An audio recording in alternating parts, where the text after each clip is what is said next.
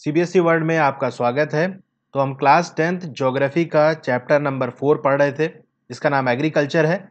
Cropping pattern का topic हमारा चल रहा था, उसके अंदर हमने फूड क्रॉप्स के बारे में पढ़ा था। इस वीडियो में हम नॉन फूड क्रॉप्स के बारे में पढ़ेंगे। ये हमारा पार्ट 5 है इस चैप्टर का। तो नॉन फूड क्रॉप्स क्या होते हैं, यानी वो फसलें, वो क्रॉप्स जो हम खाते नहीं है, जो हम खाने के लिए इस्तेमाल नहीं करते। जैसा आपका रबर हो गया, रबर तो कोई नहीं खाता। It is an equatorial crop. तो रबर क्या है, एक इक्वेटोरियल क्रॉप है, यानी ये इक्वेटर के पास पाया जाता है। जैसे ये आपका इक्वेटर है, तो ऐसा नहीं बिल्कुल एक लाइन है इक्वेटर, उसके आसपास के जो एरियाज हैं वहां पर पाया जाता है। ठीक है, जैसे ये थोड़ा सा ऊपर से हमने ले लिया इस तरह से, और थोड़ा सा नीचे वाला रीजन हमने ले लिया। ठीक है, तो इसके बीच का जो एरिया है ये इक्वेटोरियल रीजन कहलाता है। यहां पर आपके रबर पाया जाता है, क्योंकि ऐसे जिस क्लाइमेट की उसको जरूरत है वो यहां इक्वेटर पे ही मिल पाता है उसको। वर्ल्ड के मैप में देखें तो ये आपका इक्वेटर यहां से पास होते हुए जाता है, तो साउथ अमेरिका, अफ्रीकन रीजन और ये इंडियन ओशन के अंदर, और ये पूरा रीजन। इंडिया इसका पार्ट नहीं आता, but under special condition it is also grown in the tropical and सब ट्रॉपिकल एरियाज। तो वैसे तो इसको कंडीशन जो अच्छी चाहिए होती है वो कहाँ मिलती है, इक्वेटर में, इसीलिए वो नेचुरली इक्वेटर पे ही, यानी इक्वेटोरियल रीजन में ही पाया जाता है ये रबर। लेकिन अगर उसको वो कंडीशन हम ट्रॉपिकल और सब ट्रॉपिकल में प्रोवाइड कर दें जो उसको जरूरत है, तो ट्रॉपिकल और सब ट्रॉपिकल रीजन में भी हम खेती कर सकते हैं। अब ट्रॉपिकल और सब ट्रॉपिकल कौन सा एरिया है, ये हम पिछले वीडियोस में देख चुके हैं। It requires moist and humid climate with rainfall of more than 200 centimeter and temperature above 25 degree Celsius. तो इसको मॉइस्ट और ह्यूमिड क्लाइमेट चाहिए होता है, यानी हवा के अंदर जो पानी के मॉलिक्यूल्स हैं वो लिक्विड फॉर्म में भी हो तो हम कहेंगे मॉइस्ट है, और वाटर वेपर की शक्ल में भी हो, भाप की शक्ल में भी हो, तो उसको हम ह्यूमिडिटी कहते हैं। ऐसा तभी होता है जब बारिश बहुत ज्यादा होती है, तो इसीलिए इसको बहुत ज्यादा बारिश की जरूरत है, 200 सेंटीमीटर से ज्यादा, और टेम्परेचर 25 डिग्री से ऊपर होना चाहिए।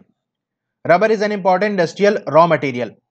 तो रबर क्या है, इंडस्ट्री के लिए एक रॉ मटेरियल है, बहुत ही इंपॉर्टेंट, क्योंकि इससे बहुत सारी चीजें रबर से बनती हैं। It is mainly grown in Kerala. तो ये कहां पर खास तौर से ग्रो किया जाता है, इंडिया की बात करें तो केरला हो गया, Tamil Nadu, Karnataka, Andaman and Nicobar island and Garo hills of Meghalaya. अब हम देखते हैं फाइबर क्रॉप्स। ये फाइबर क्रॉप्स क्या होते हैं, यानी वो फसलें जिनके अंदर रेशा होता है, जैसे आपका cotton, jute, hemp, natural silk वगैरह।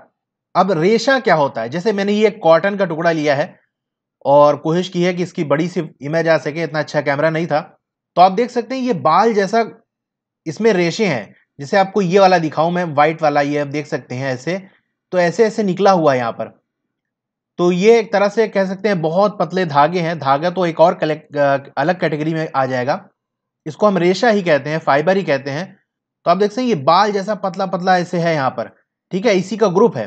तो कॉटन क्या है कि रेशा होता है, कोई दाना नहीं होता, ये फाइबर्स होते हैं, इसीलिए इनको फाइबर कहते हैं। तो फाइबर क्रॉप्स में आपके कॉटन हो गए, जूट हो गए, और हेम्प हो गया, ये भी एक तरह का फाइबर होता है, और natural silk are 4 major fibre crops grown in India. तो ये चार जो है वो मेजर फाइबर क्रॉप्स हैं जिनको खास तौर से इंडिया के अंदर एक अच्छी खासी अमाउंट में ग्रो किया जाता है। The first 3 are derived from the crops grown in the soil. तो पहले 3 यानी कॉटन, जूट और हेम्प की अगर हम बात करें तो इसको ग्रो किया जाता है, यानी जमीन के अंदर, सॉइल के अंदर इसको ग्रो किया जाता है। The latter is obtained from cocoons of the silk worm fed on the green leaves, especially mulberry. लेकिन जो लास्ट वाला यानी सिल्क की हम बात करें, इसे हम रेशम कहते हैं, तो रेशम ऐसे कोई पेड़ से नहीं निकलता। तो आप वीडियो में देख सकते हैं कि ये सिल्क वॉर्म है, जिन्हें हम रेशम के कीड़े भी कहते हैं, और इनको ग्रीन लीव्स पे रखा गया है, और ये एक मलबेरी की लीव्स है जिसको वो ये खा रहे हैं।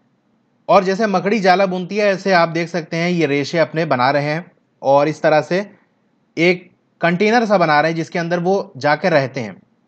पहले बाहर बुनते हैं और उसके बाद फिर वो अंदर जाकर अंदर से बुनना शुरू कर देते हैं।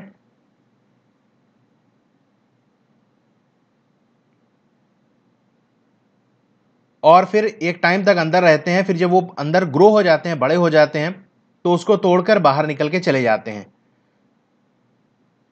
तो ये जो कंटेनर होता है बॉल जैसा होता है, इसको हम कोकून्स कहते हैं। इसी से हम फाइबर ऑब्टेन करते हैं और फिर धागा बनाते हैं और इसी तरह रेशम बनता है। ठीक है, तो आप समझ गए किस तरह से सिल्क यानी रेशम हमको किस तरह से मिलता है। इसका कोई पेड़ नहीं लगाया जाता, बल्कि ये एक सिल्क वॉर्म एक कीड़ा होता है जिससे हमको ये रेशम मिलता है। rearing of silkworm for the production of silk fiber is known as sericulture.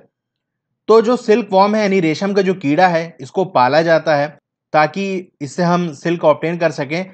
तो इस काम को हम कहते हैं सेरीकल्चर। जैसे एक एग्रीकल्चर होता है, खेती वगैरह करना, तो इसको एक अलग कैटेगरी में हमने रखा है, एग्रीकल्चर के अंदर ही आता है, इसको हम सेरीकल्चर कहते हैं। तो ये इंपॉर्टेंट है, ये पूछा जा सकता है कि सेरीकल्चर क्या होता है।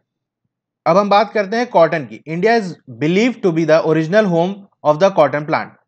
ऐसा माना जाता है कि इंडिया से ही इस कॉटन प्लांट की शुरुआत हुई, यानी पहली बार यहां पर ही कॉटन को उगाया गया।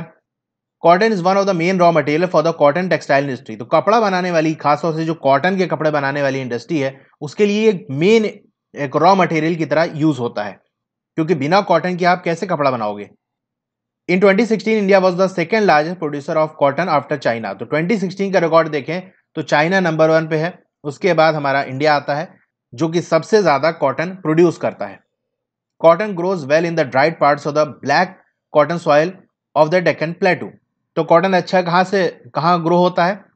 सूखे वाले एरिया जो होते हैं और जो ब्लैक सॉइल होती है उसके अंदर। और ये कहाँ पाई जाती है? आपके साउथ इंडिया के अंदर पाई जाती है, यानी डेक्कन के जो प्लेटू रीजन है वहां पर। इट रिक्वायर्स हाई टेम्परेचर, इसको ज्यादा टेम्परेचर की जरूरत होती है। हल्की लाइट रेनफॉल और इरिगेशन, हल्की इसको बारिश की जरूरत होती है, बहुत ज्यादा बारिश की जरूरत नहीं होती, या अगर बारिश नहीं हो रही है तो थोड़ा सा सिंचाई भी कर सकते हैं। 210 फ्रॉस्ट फ्री डेज, यानी 210 दिन ऐसे होने चाहिए कि उसमें ठंड ना पड़े। अब फ्रॉस्ट फ्री यानी ठंड, अब कैसी ठंड? यानी जमा देने वाली ठंड, यानी ऐसी ठंड ना हो कि यानी 0 डिग्री वाली टेम्परेचर वाली ठंडक ना पड़े। ऐसी ठंडक ना पड़े जहां कोई चीज जम जाती है, इसीलिए यहां फ्रॉस्ट फ्री कहा। तो 210 दिन ऐसे होने चाहिए जब वो ग्रो हो रहा हो कि 0 डिग्री सेल्सियस या उससे कम वाली ठंडक ना पड़े। एंड अ ब्राइट सनशाइन, और अच्छी खासी धूप होनी चाहिए, बहुत चमकदार धूप होनी चाहिए। फॉर इट्स ग्रोथ, उसको उगने के लिए। It is a kharif crop and requires 6 to 8 months to mature. ये एक खारिफ क्रॉप है, खारिफ के सीजन के अंदर इसको हम ग्रो करते हैं और 6 से 8 महीने लगता है इसको अच्छा खासा बड़ा होने में। Major cotton producing states are, जहां पर ज्यादा कॉटन की खेती की जाती है वो आपके महाराष्ट्र हो गया, गुजरात, मध्य प्रदेश, कर्नाटका, आंध्र प्रदेश, तेलंगाना, तमिलनाडु, पंजाब, हरियाणा एंड उत्तर प्रदेश। अब एक और दूसरे तरीके का फाइबर क्रॉप है जूट, इसको देख लेते हैं। It is known as golden fibre. Golden fibre इसलिए कहा जाता है क्योंकि इसका कलर गोल्डन कलर का होता है, सुनहरे रंग का होता है। Jute grows well on the well drained fertile soil in the flood plains where soils are renewed every year. तो जूट अच्छे से कहां ग्रो होता है? वो जमीन, वो सॉइल जो बहुत ज्यादा सूखी हो, वेल ड्रेन्ड हो, लेकिन फर्टिलिटी उसके अंदर होनी चाहिए। इन the flood planes, flood plain क्या होता है? प्लेन आप समझ गए, मैदान एरिया होता है।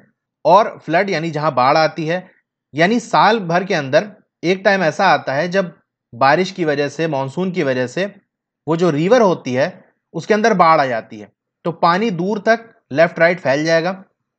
तो जहां तक पानी फैलेगा, और आप क्लास 9th में पढ़ चुके हो कि जब रिवर बहते हुए आती है तो अपने साथ एलुवियल सॉइल लेकर आती है, मिनरल्स वगैरह लेकर आती है। तो क्या करेगी, जब रिवर दूर तक फैल जाएगी तो वो मिनरल भी दूर तक फैल जाएंगे। फिर जब बाढ़ हटेगी, जाएगी, तो जो मिनरल थे और जो नई सॉइल वो लेकर आ रही थी अपने साथ बहाते हुए, वो वहीं छोड़ देगी।